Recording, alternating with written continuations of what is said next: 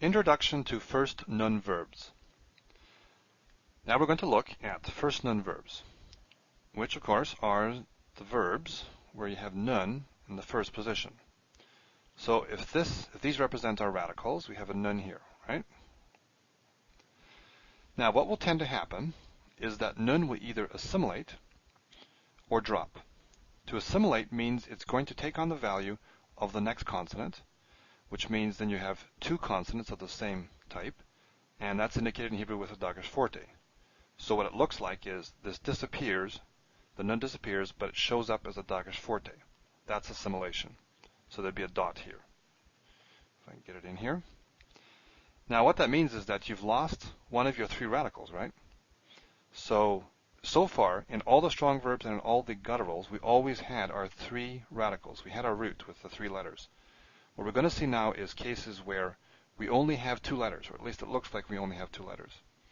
And what's happened, if the nun has assimilated, is that it has become like the second radical, and then you indicate that with a dagesh forte. So that's one possibility. The other possibility is that it will simply drop. So this will drop, and there'll be no dagesh forte here, so it's not assimilated. And again, you end up with only two letters left of your root. So it gets a bit more difficult to find out what your root is. You have to be aware that nun can do this. Nun, especially in the first position. Okay, so nun tends to assimilate or drop. That's what I just said. Now assimilation often happens when you have a prefix. So let's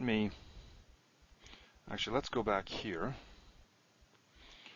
and write out an example here. Nafal, just to get some room. Nafal means to fall.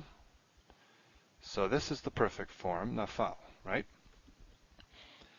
And let's make the imperfect form. So let's put our radicals in first. We'll forget the vowels for a moment. Now I said over here that assimilation tends to occur if there are no intermediate vowels, and this will happen often with prefixes. Now why do prefixes cause this state of having no intermediate vowels, and what do I mean by no intermediate vowels? Well, that's what I want to show you here. Nafal, here in the perfect, you've got nun, and you've got the next letter, but you've got a vowel in between. So the kametz here is an intermediate vowel. It comes between the nun and the pei. So it keeps it from assimilating. You have a phonetic value here, na-fal. But if we put this into the imperfect, so let's do the 3ms imperfect. We put a yud here, right?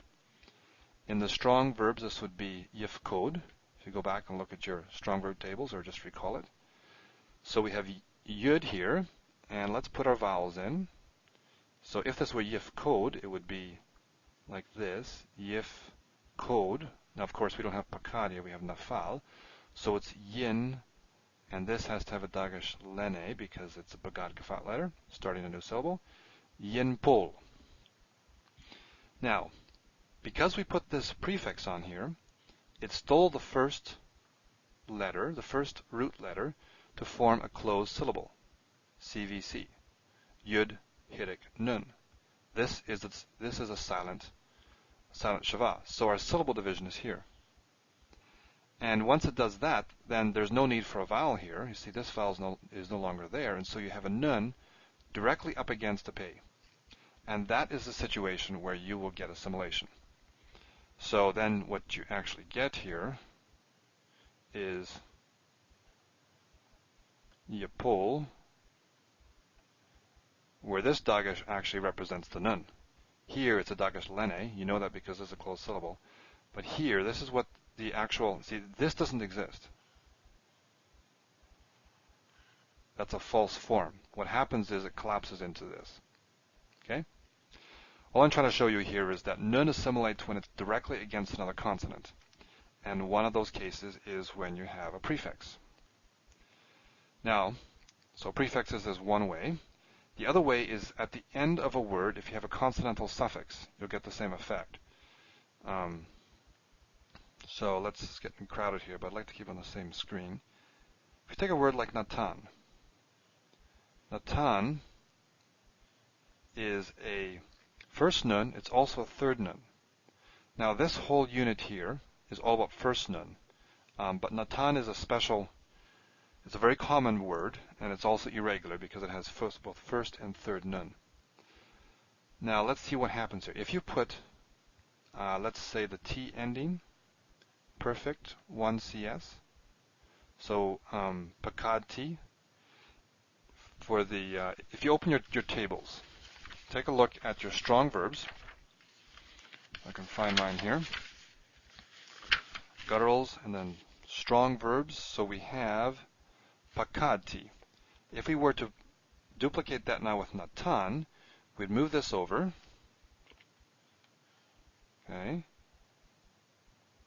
This, of course, now is going to be written not like that, but as a medial nun. So let's just fake it here. So natan ti.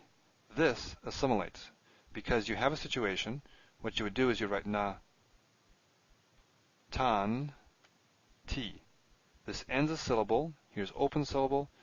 Here's a closed syllable. These are the syllable divisions, so you end up with a nun immediately next to a tav. That's going to assimilate. And what you end up with is natati. This falls into here, and this disappears. So it looks like, I can draw this here.